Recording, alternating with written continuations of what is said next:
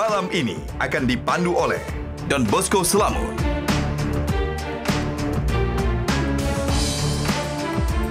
Kania Sutisnawinata,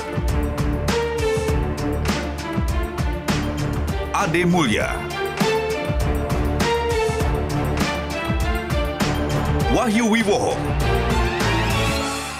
Ya, pemirsa, tim U22 Indonesia sukses mencetak sejarah dengan meraih gelar juara Piala AFF U22 usai mengalahkan Thailand di final Selasa malam di Stadion Nasional Phnom Penh, Thailand. Kemenangan ini menjadi kemenangan pertama bagi tim Indonesia di ajang AFF U22. Kabar membanggakan inilah yang akan membuka Metro TV Newsroom untuk episode kali ini, dan tentu saja saya tidak sendirian karena seperti biasa saya akan membahas dan juga mengupas tuntas dengan rekan-rekan jurnalis senior Metro TV. Saya tidak melihat ada di mana, ada di sekitar saya ingin undang. Ayo Bang Don, Wahyu dan juga Ade Mulya. Mari kita rayangan. Selamat malam pemirsa, senang sekali kita bisa. Stadionnya itu di Kamboja. Kamboja, betul sekali. Tadi saya lihat ada yang salah begitu ya. Mestinya saya tadi langsung koreksi, betul di Kamboja ya. Tapi intinya kita merayakan kemenangan yang luar biasa sekali tentunya Bang Don. Ini adalah prestasi pertama untuk tim U22 yang menang di laga Piala AFF. Walaupun mungkin kita harus lebih membumi untuk mengatakan ini bukan sesuatu yang sangat spektakuler. Ini kan tingkat ASEAN. Kenapa pesimis, Bang? Kita kan harus optimis. Bukan tidak pesimis. Saya ikut bangga sebagai orang Indonesia. Saya merasa menjadi pemenang juga karena anak-anak muda ini ikut juara. Artinya ekspektasinya tinggi setelah ASEAN, apalagi setelah Asia, apalagi lebih besar AFC, itu, Asia gitu. ya. Asia. Tapi paling tidak kalau saya merasa sejuk, adem, karena kemenangan tim U22 ini ternyata bisa menyejukkan juga hawa panas pilpres politik ya. Ya, Ada berita gembira di tengah hiruk pikuk politik. Kalau kita lihat yang media sedang dihadapi sosial saat sekarang ini. dari dua kubu semua mengapresiasi dan satu suara. Sudah lama sekali Itu Wahyu, tidak satu suara, Bang. Itulah menariknya olahraga. Nah. Bagaimana olahraga itu menjadi bagian penting dalam otak kita sebagai bangsa. Ikut bangga kalau prestasi olahraganya bagus. Maka sering olahraga itu juga menjadi event politik yang bisa mempersatukan dan menimbulkan kebanggaan kita sebagai bangsa. Yaitu orang yang setelah hari-hari mungkin berantem di media sosial, sekarang mereka bisa dipersatukan oleh urusan yang begini. Makanya semua mengeluarkan statement makanya sama. layak kita bicarakan.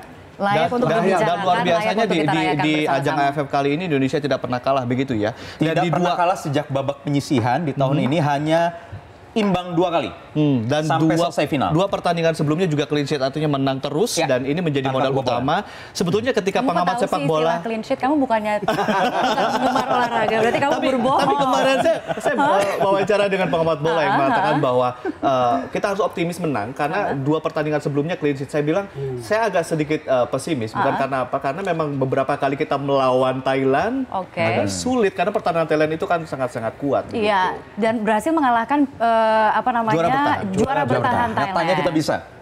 Nyatanya kita bisa. Tapi juga begini, tadi saya bicara dengan Ade, ini juga paradoks sepertinya dalam sepak bola.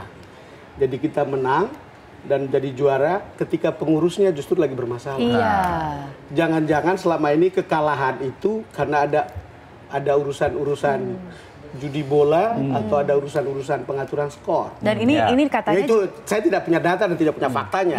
Tetapi kalau lihat begini kan, saya tadi tanya seorang wartawan senior olahraga mengatakan terlalu berlebihan kalau dikatakan paradoks. Tetapi boleh juga diungkap seperti itu. Ya, dan dikatakan ini juga sebenarnya keberhasilan dari coach ya, Indra Syafri gitu ya. Berhasil paling tidak membuat para pemain dari tim U22 ini fokus gitu terhadap pertandingan yang ada di hadapan mereka dan tidak terlalu terganggu dengan... Sosok Indra Syafri ini memang dalam 1 dekade terakhir menjadi sosok yang fenomenal karena ini dianggap sebagai pelatih spesialis bibit-bibit muda. Kita tahu ada Evan Dimas dari Egy Maulana Fikri yang juga hasil olahan dari coach Indra Syafri dan pernah juara juga membawa U19 2013. Ya, Tapi artinya PR berikutnya adalah bagaimana regenerasi bibit-bibit baru kemudian didapatkan. Indonesia besar sekali. Masa iya sih nggak ada bibit-bibit baru? Katanya sih ketika sudah mentok di U22 kemudian semakin senior semakin hilang daya magisnya, tapi kita tidak ingin itu harapannya tidak seperti itu. Ini saat yang baik untuk memutus mata rantai mafia di seputar sepak bola kita. Sekarang ternyata kita bisa Dan saya rasa jangan mereka terkontaminasi ya juga. Jangan gitu? sampai terkontaminasi karena urusan-urusan seperti ini. Agar terkontaminasi, agar tidak terkontaminasi, bonusnya juga harus besar. 2,1 miliar rupiah sudah disiapkan Menpora. Mas, jadi untuk mereka yang membuat kita happy, untuk membuat bangsa ini sedikit senang dan sedikit keluar dari urusan-urusan politik yang menegangkan, layak dong dapat hadiah. Baik, harus baik. Kita ke informasi ini, pemirsa, kemenangan di ajang Piala AFF U22 kemarin kian melengkapi gelaran juara Indonesia di Piala AFF. Sebelumnya Indonesia menjuarai Piala AFF pada kelompok usia U16 di tahun 2018 dan U19 di tahun 2013 lalu.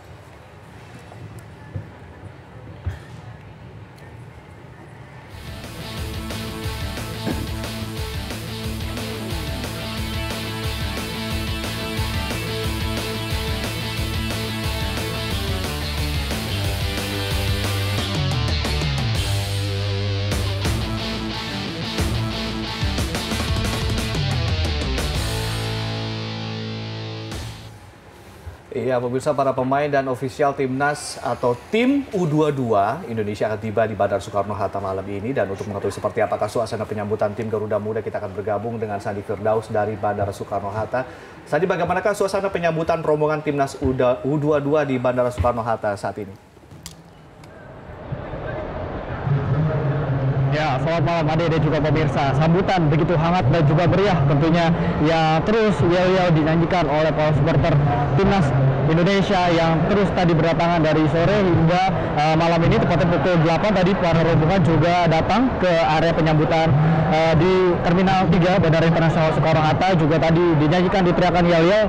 Selain itu juga tidak hanya supporter, pihak keluarga serta juga para penumpang yang atau juga para yang datang ke bandara ini juga menyaksikan penyambutan yang dilakukan, serta juga terus dinyanyikan setiap di belakang saya ini sedang berlangsung terkait dengan konferensi pers yang dilakukan baik dari pemain, punggawa timnas Garuda, terus juga adanya para staf pelatih dan juga ada Kemenpora sendiri Pak Imam Nahrawi, serta juga ada tadi Desekjen PSSI Ratu Tisha juga menyambut serta juga memberikan kalung begitu untuk mengapresiasi perjuangan dari timnas Garuda. Kita main lawan Thailand.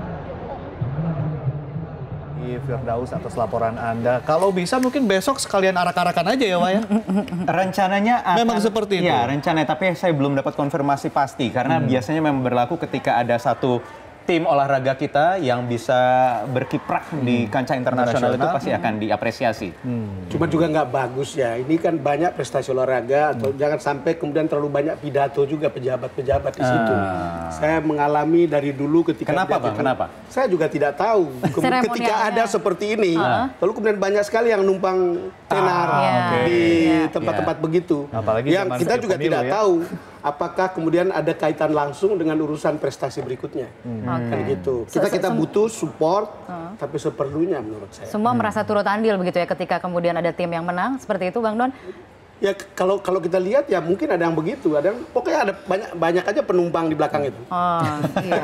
Tapi saya tidak tahu, teman-teman bisa lihat nggak? Ada satu statement dari Coach Indra Syafri juga yang menyatakan bahwa kemenangan ini juga artinya luar biasa, sesuatu yang fantastis buat Coach gitu, yang mengatakan bahwa dibandingkan dengan coach-coach dari tim lain yang ikut berkompetisi dalam laga Piala AFF ini, semuanya adalah coach dari luar negeri. Sementara Indonesia tampil dengan semua pemain lokal, coachnya juga dari lokal, membuktikan bahwa kita bisa sebenarnya. Tapi memang Indra Syafri itu membanggakan kita semua. Artinya kita swasembada sepak bola dong, Bang. Personalitinya bagus, latihannya juga oke. Menurut saya salah seorang yang kita banggakan. Dan jangan lupa di olahraga itu ada komunikasi yang harus terjaga. Dengan hadirnya pelatih lokal itu kan artinya komunikasi teman-teman di lapangan. Itu juga tidak ada kendala. Yang kita harapkan sebetulnya ini mulai naik kelas. Karena kemarin kita bisa laksanakan event Asian Games, itu naik kelas. Lalu kemudian kita mulai mencoba untuk Olimpiade. Lalu kemudian prestasinya juga harus naik kelas. Dari umur U22 seperti ini ya tim nasionalnya harus berprestasi. Baik, untuk analisa lebih lengkap lagi, tentunya kita akan berbincang-bincang dengan siapa lagi kalau bukan jurnalis senior Boy Noya yang kebetulan tidak bisa hadir di sini bersama kami di newsroom, tapi tetap. Yang biasanya kalau siaran bilang bersama saya Boy Noya. Boy Noya, begitu dengan gaya seperti itu ya. Kita akan coba sapa Boy Noya sekarang ada di luar studio atau di luar newsroom. Selamat malam Mas Boy. Selamat malam Kania. Iya. Selamat malam, Bang Don, Wahyu, dan Iya, Ade. Mas Boy sayang sekali tidak bisa ikut bergabung di sini. Kita sedang merayakan kemenangan tim U22 di Piala AFF. Tapi mungkin dari Mas Boy sendiri mengartikan kemenangan ini seperti apa? Apakah ini memang keberhasilan atau prestasi yang luar biasa bagi Indonesia? Iya, di tengah-tengah kekeringan prestasi saya pikir ya, keberhasilan dari adik-adik U22 ini sangat luar biasa. Jadi sesuatu yang memberikan kesegaran, memberikan semangat baru lagi, terutama untuk pembinaan pemain muda.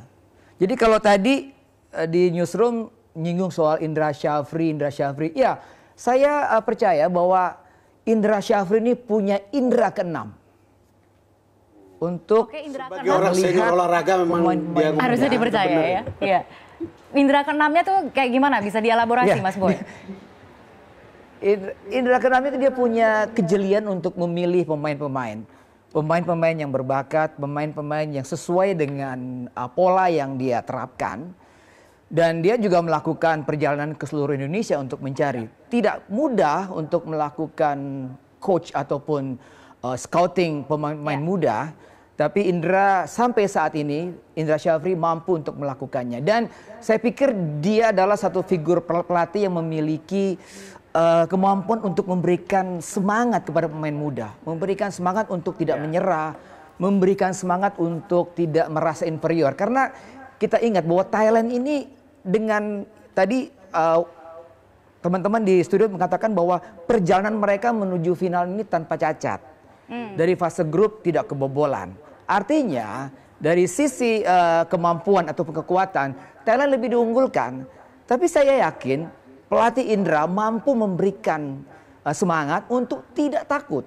Dan itu terlihat sekali Bang Don ketika anak-anak bermain dari lini belakang, lini tengah sampai ke depan mereka bermain tidak takut untuk menghadapi Thailand yang diunggulkan.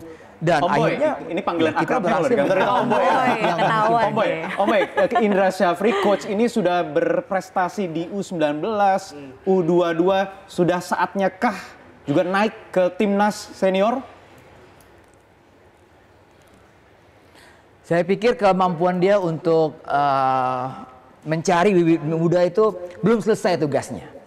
Ya, jangan terburu-buru untuk menaikkan Kang Indra ini untuk ke tim senior, tapi kemampuan dia, karena justru itulah fondasi dari sepak bola Indonesia yang seringkali gagal pada waktu itu karena pembinaan pemain-pemain muda yang kurang. Begitu naik ke senior, mereka tidak berprestasi. Tapi Indra mampu untuk melakukan itu semua, meramu, mencari, memilih, mungkin berdialog satu one on one dengan para pemain, memberikan motivasi, dan saya pikir kemampuan Indra di situ. Oke, baik. Terima kasih telah bergabung bersama kami dan memberikan analisanya di Metro TV Newsroom. Jurnalis senior Boy Noya. Yang menarik, jurnalis senior itu bilang, Indra Syafri itu punya indra keenam. Indra keenam, betul sekali. Baik, kita akan lanjutkan perbincangan kita, tapi kita akan bergeser temanya. Kita akan mencermati ada peristiwa akbar politik, konvensi rakyat. Yang juga jadi trending. Yang jadi trending, terutama karena ada perkenalan 3 kartu sakti, itu yang nanti akan kita bedah lebih jauh. Tapi kita harus jeda terlebih dahulu. Akan kita lanjutkan perbincangan ini sesaat lagi. Tetaplah bersama kami.